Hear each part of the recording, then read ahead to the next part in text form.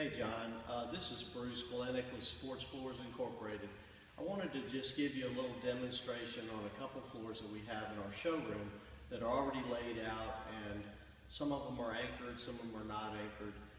This one that I'm on currently is a floating type of system, and this is something that used to be very popular back in the day, back in the 80s and early 90s, because they thought the weight of the floor was good to just keep it down.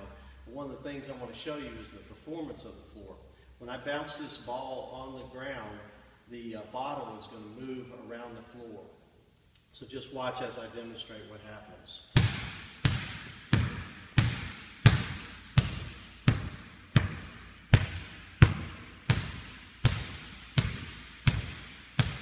As you notice, it vibrates a lot, it vibrates on my feet. This is considered more like an elementary school floor, maybe a middle school, definitely a church floor. It's a price item. The second floor that I want to show you, this is the top of the line right here. This is what NBA floors, NBA teams want on their floor, high-end colleges like the University of Arkansas. This is very pricey though. We're looking at $15 to $16 a square foot on this particular floor.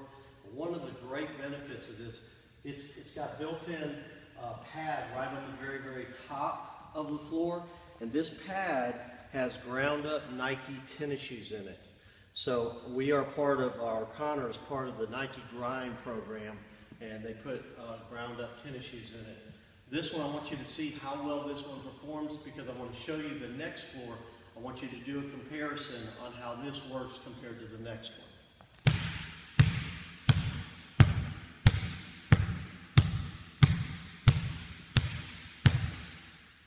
If you notice, the water moves barely, but the water jug itself does not. It doesn't move at all. This is by far one of the best floors that money can buy, and I'm going to show you a comparison with the VIP that we're going to show you.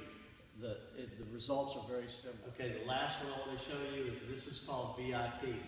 This is the one that, first of all, Connor loves this floor. It's very similar in the way it plays, the way it feels. And by the way, it's the closest to the specs that the architects have already put together. So I want to show you this and how it performs very similar to the Uniforce.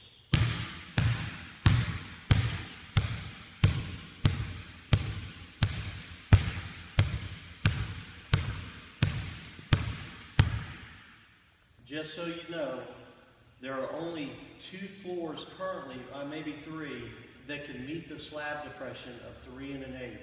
This is one of them. Uniforce cannot do it.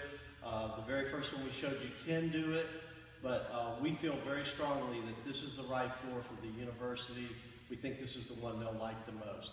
Price-wise, it's going to be cheaper than the Uniforce. It's going to be right between the 2 we just showed you.